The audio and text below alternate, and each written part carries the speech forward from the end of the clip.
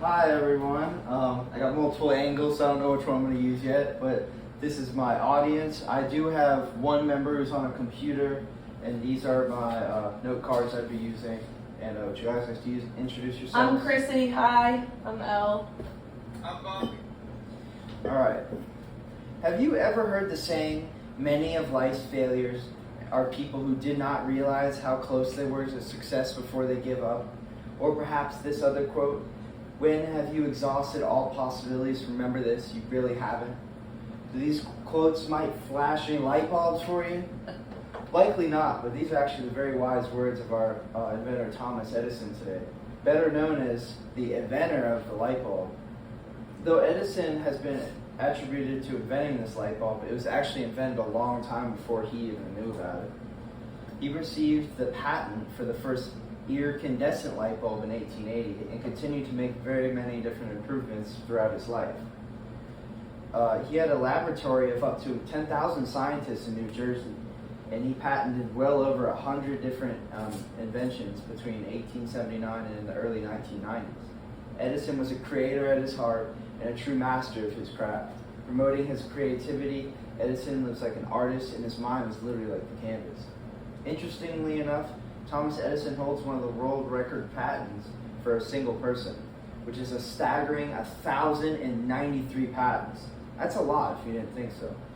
He was one of the most influential inventors during his time. Since he was labeled when he was young as a kind of a misfit in society, he was very determined to outperform everybody and who doubted him in that time. He had a strong thirst for knowledge and an ever-growing different mind for expansion. Edison overcame almost all the different roadblocks he had and became one of the most influential partners for electricity and development to this day. Edison once said in his famous quote, our greatest weakness lies in giving up. The most certain way to succeed is to always just try one more time. And it seems to me that this perseverance and this mindset he had really helped Edison stake his claim as one of the greatest geniuses of all time. Edison was able to successfully promote his famous light bulb and many other inventions in his time, including a magnetic ore separator, a telegraph, motion pictures, and even the most interesting, the phonograph. Interestingly enough, he really did invent this phonograph, even though he was essentially deaf in both of his ears due to childhood scarlet fever. And it seems that he was really a marketer extraordinaire, given his circumstances. Edison's perseverance is what makes me really admire him myself. He never really failed. He either just repurposed or restarted from the beginning, started stuff from scratch. So many people simply give up in today's society.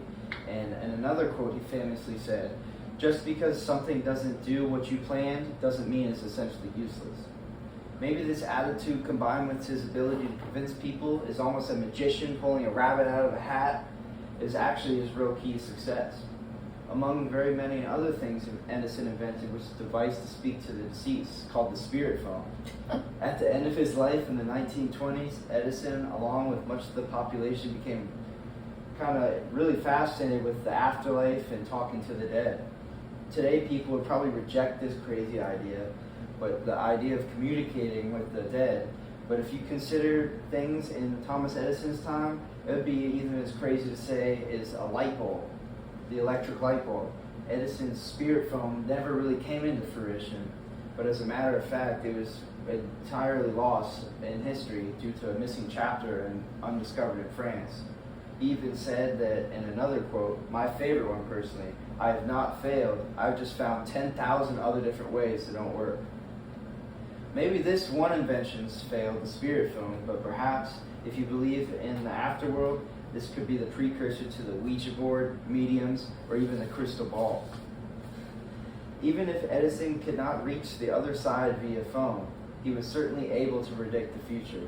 In 1931, over 90 years ago, long before the ideas of sources of renewable energy, Edison said this in a documentary.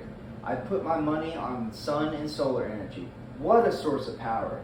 I hope that we don't have to wait until oil and coal run out before we can tackle that. I just wish I had some more years left. And you know what? I bet if he had lived another 100 years around today, we would all have renewable energy in the sun. We would use it all way before 2024.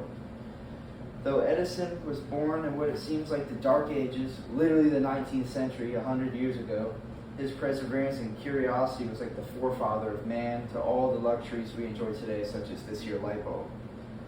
Remember that this was over 100 years ago. There was not really the internet to use, no AI to bounce ideas off of. There was no Google, and there was certainly no computers or calculators or YouTube how-to videos. Edison relied on the creativity of his mind and scientists of his time. And thank you. Thanks. All right. All right, good